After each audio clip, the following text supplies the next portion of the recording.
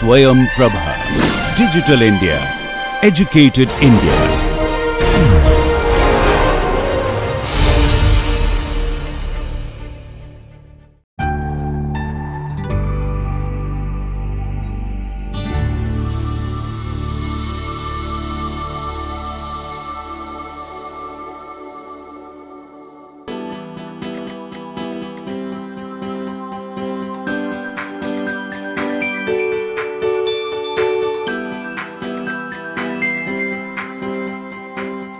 Friends, welcome you all to the NPTEL open course on GPS surveying.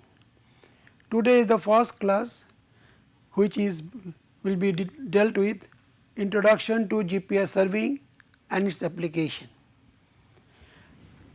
This class will be dealing with basics of surveying, then introduction to GPS and to introduction to surveying, GPS surveying and its application.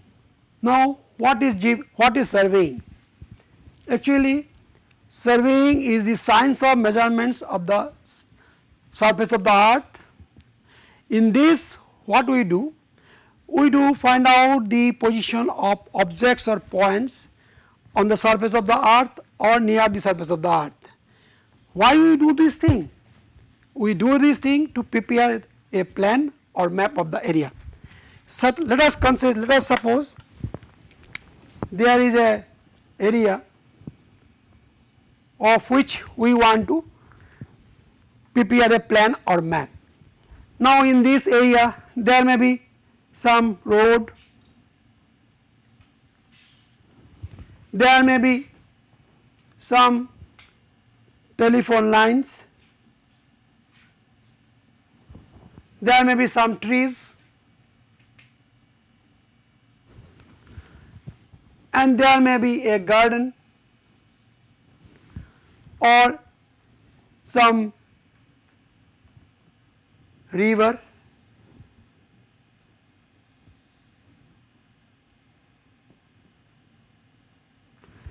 etc. Now to prepare the plan and map of this area, we need to find out the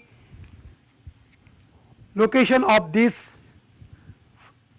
telephone lines, then the corner of this roads, then the boundary of this garden, location of these trees, again the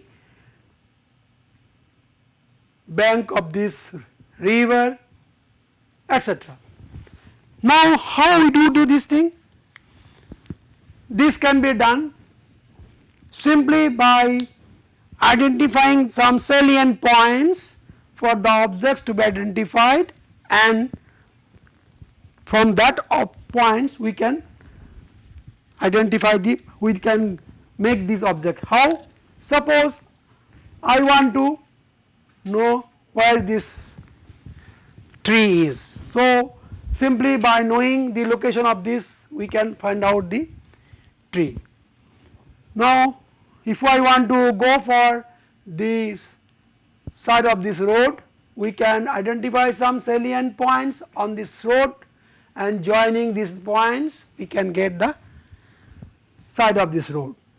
Or if we want to plot this garden, simply we will identify the salient corners, and joining these corners we will get this side, this corner, this side, joining these 2 points we can get this side and like this side.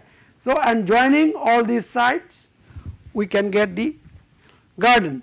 That means what we can say, that whether the object is a point object or line object, object may be divided into this type: point object, line object and area object, and all these type of objects can ultimately be delineated or mapped by identifying salient points of the map of the object. So the whole of surveying involves in finding out the geospatial location of some salient points, and surveying is a very old engineering methods, and over the period of time there are so many instruments as well as methods has already been developed to geospatially locate the point. Now how do we locate a point? How can we locate a point? A point can be located, or a point gets located. Suppose a point P, suppose this is the tree point P. How can we locate? We locate it with respect to another point whose location is already known. In surveying this point whose location is already known, this is known as control point. That means known location.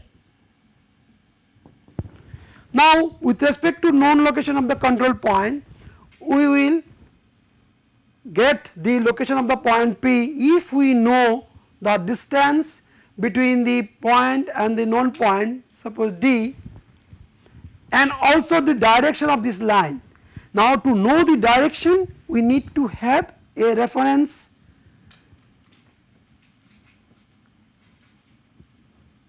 and then we will get some direction. So distance and direction of any point with respect to a point whose location is already known, we call it control point, or also we can call it as origin. Then only we will be able to get the position of the point P.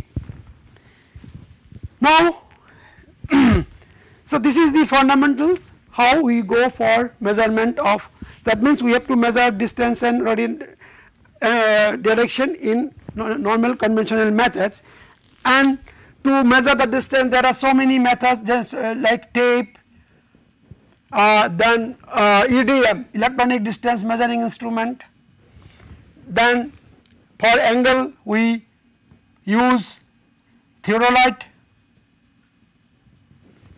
and there are some instruments which can measure both. Now the distance is, again there are two types, horizontal and vertical distance. Vertical distance we can measure using level. Then there are some methods like tachyometric method by which we can get both the distance and directions, or then we can go for total stations. But these methods provides us the location always with respect to some relative point. Moreover, these instruments and methods can only mostly work in daytime, and to work these instruments we need to have the intervisibility between the reference point and the observed point. Again, these methods can work only when the weather is favorable. So the conventional methods have the limitations of intervisibility,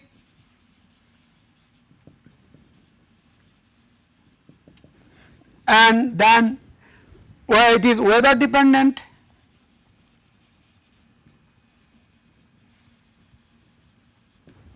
then it can only work in when the light is sufficient, daylight suppose. Now, and also these methods are very much labor intensive and time consuming, so these are not that economic.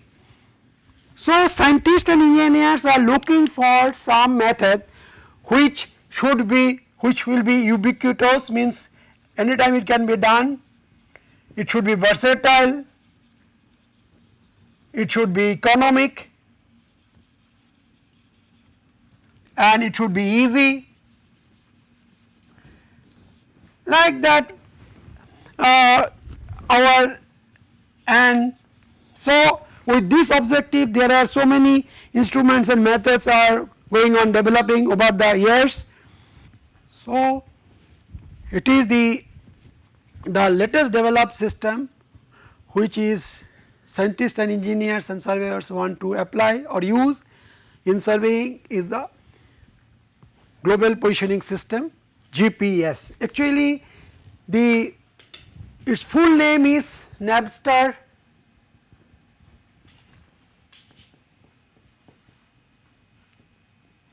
GPS. Navstar stands for Navigational Satellite for Timing and Ranging, and GPS means Global Positioning System. It is a radio navigation system, means it works in the radio range of the electromagnetic wave, and it is a all weather system, means it can work in all weather condition, whether it is sunny or rainy or fog is there. This system has been developed by US Department of Defense for military purpose. Later they have made it available for the civilian use.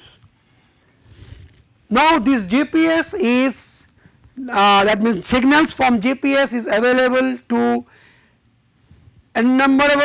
infinite numbers of concurrent users all over the world, all throughout a day and 365 days in a year. That means it is a ubiquitous system whose signal may be used by infinite numbers of users together in all over the world.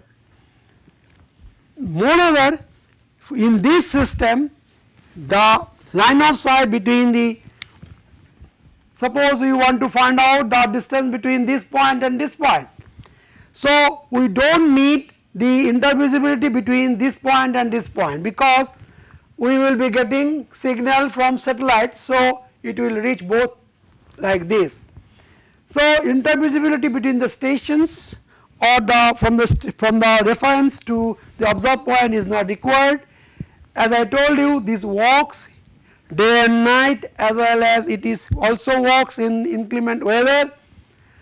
So the GPS system has overcome many limitations of the existing conventional surveying methods, and this has brought a paradigm shift in methods as well as instrumentation in the making measurements for land surveying. Now this picture will give you an idea how GPS signal arrives on the surface of the earth. Let us say this is a point where the signals are coming from some satellites. Now you can see at any instant of time, at any location, the numbers of satellites are different with time or with position. So and the idea is to get at least 4 satellite signals from at least 4 satellites will be coming to the station.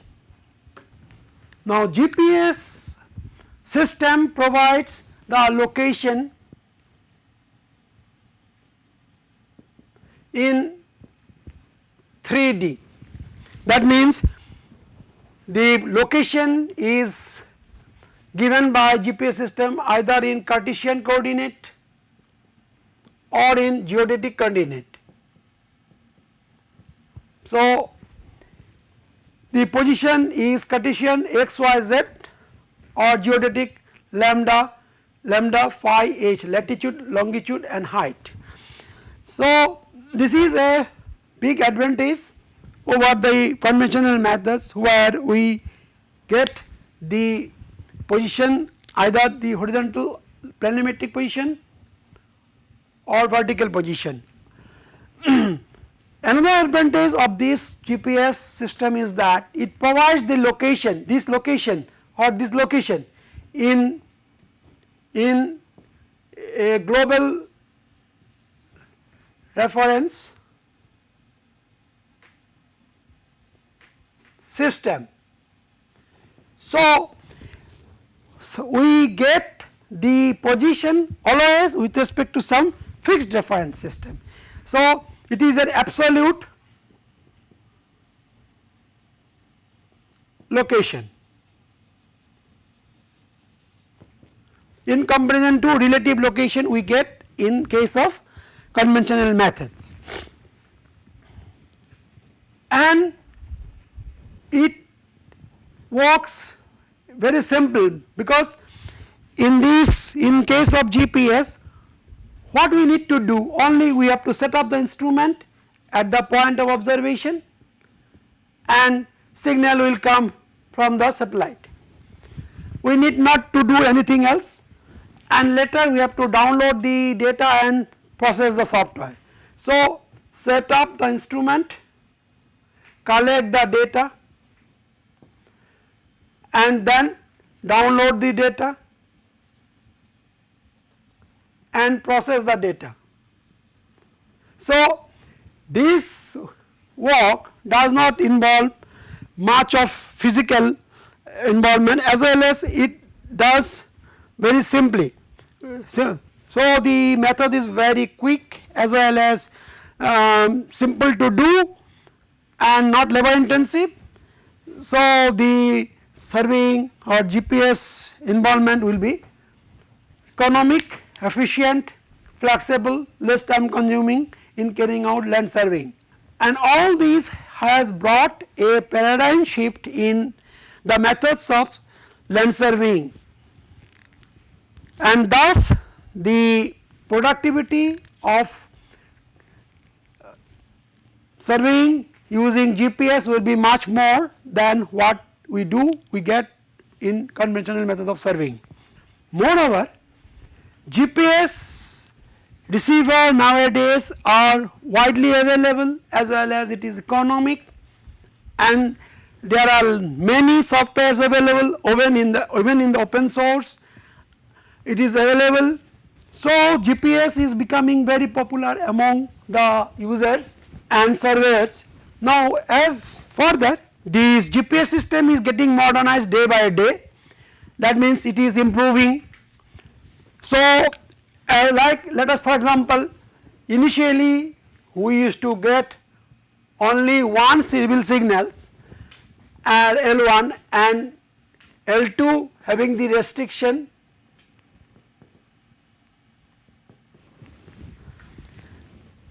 Now at present we do get 3 civil signals like L1, L2C, L5.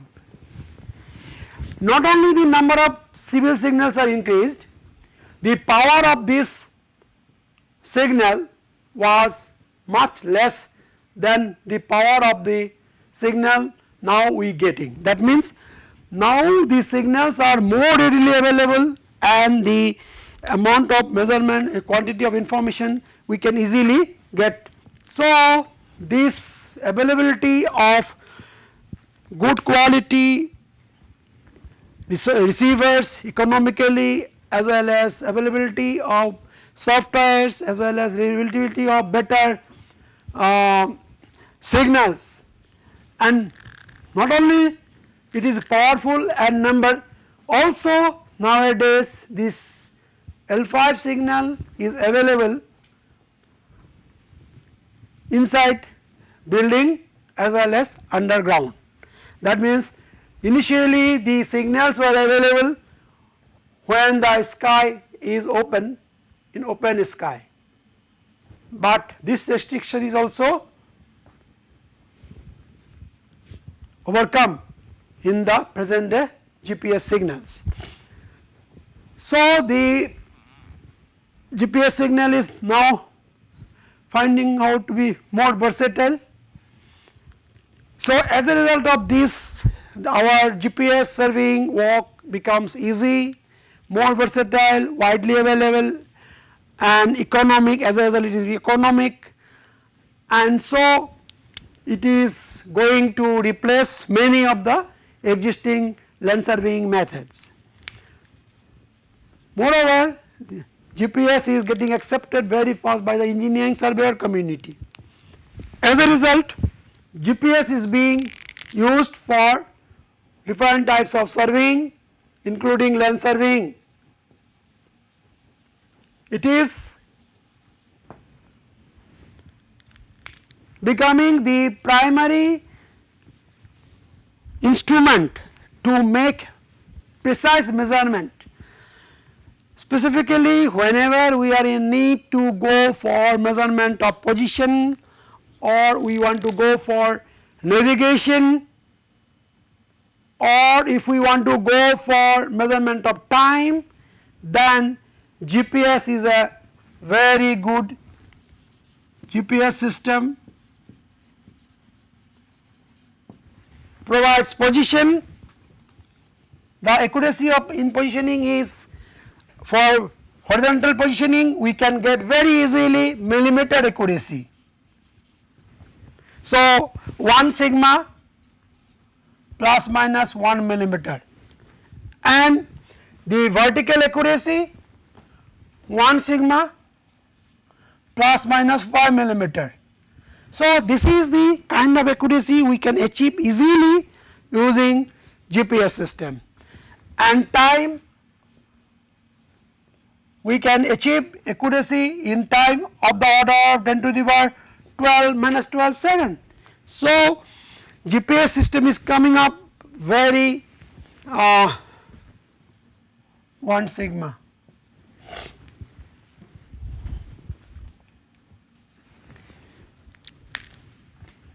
So nowadays any work that involves the measurement of position, navigation and time, GPS is the best solution.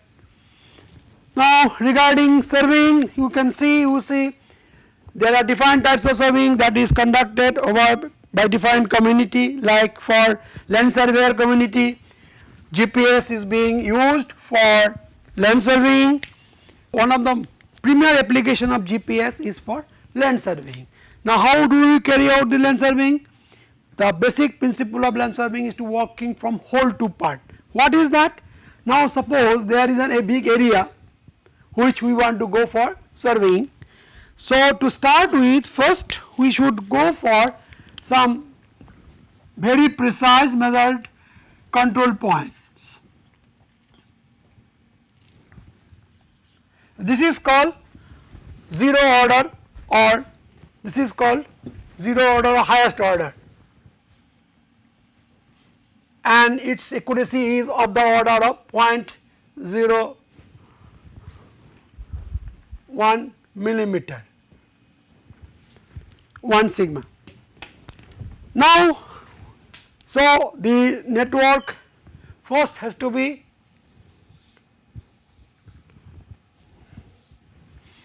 now once this primary network is there, then we go for some lower order network like this.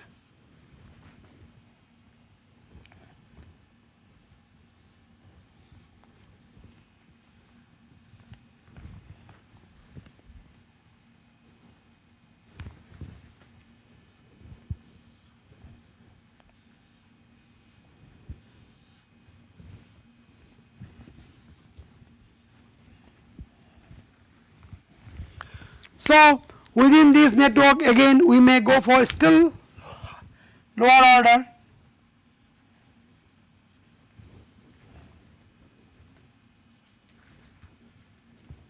So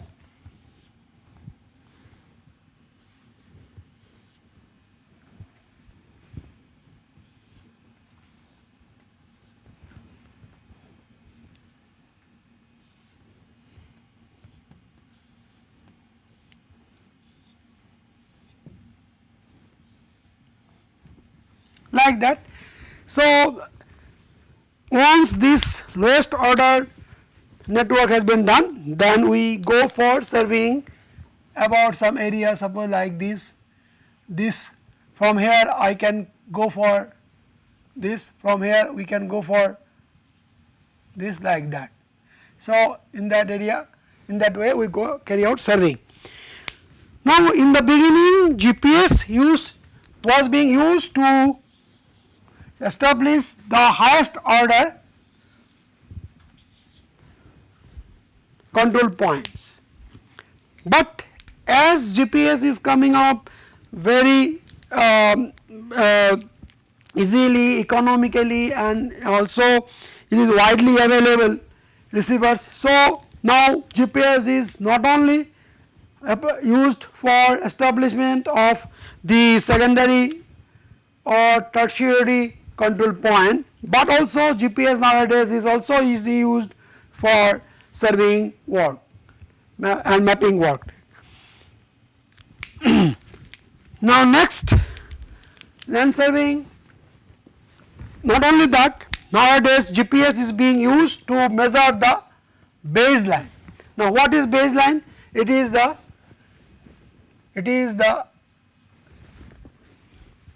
distance between two primary control points. Now suppose we want to measure the distance from Kashmir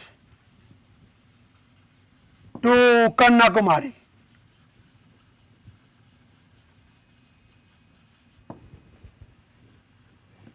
Now this is involved thousands of kilometers. Earlier it was a proposition, it used to be a proposition near to impossible, but nowadays we can do it quite easily. Simply we have to set up two instruments, one at Kashmir station, another at Kanyakumari station, and between that we will take the observation of this Kanyakumari station, we will take the observation at Kashmir station, and we will take together these two observations when we can process it, and we can get the distance between two stations within means very quickly.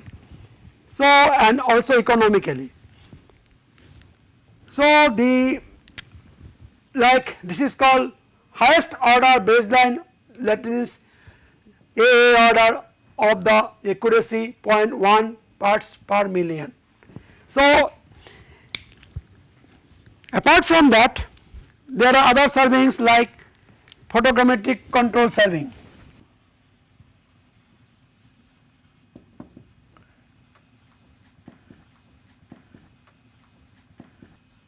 What is that? Actually in photogrammetry we make use of some aerial photographs to get the features and objects on the surface of the earth, but in order to get the features and objects with their exact position, we need to first establish the congruency of the photograph with the land, and that is done by using control surveying, photogrammetric control surveying. And this was a very difficult proposition earlier. Nowadays using GPS we can do it quite easily and more accurately than it used to be done earlier.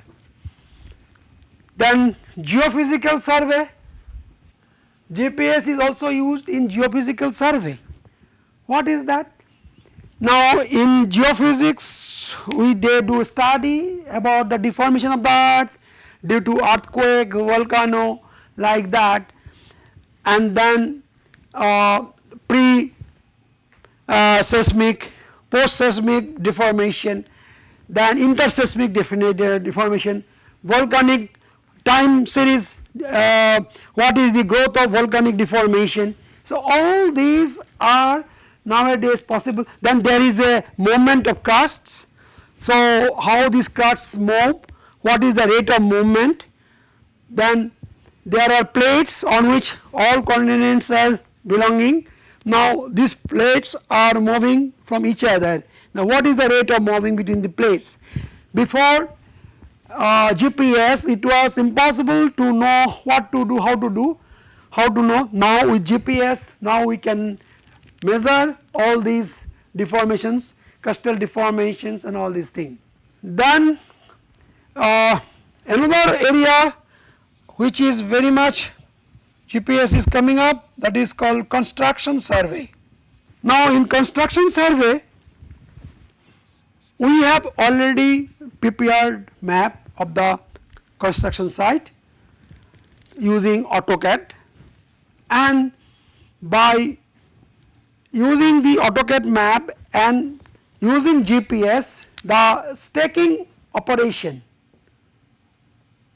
stacking operation which was very difficult to do earlier now can be done very easily, quickly and accurately using GPS. Now another area of survey which is being benefited by GPS and widely used by using GPS, that is hydrographic survey. In hydrographic survey generally buoy is used to find out the coastal variations of the water level, and that is being nicely or quite easily measured by using GPS. Now this is in short about what GPS can do, how GPS can be used in surveying, but the amount of use in GPS surveying depends on the imagination of the users. Any user, any project or any work which involves the measurement of or determination of or need the position or velocity or navigation or time measurement, there GPS can be used. So in short, we can say that the use of GPS or application of GPS or domain of application of GPS may vary with the imagination of the user. With this I want to conclude this class. See you again for the next class which will be held on GPS system. Thank you.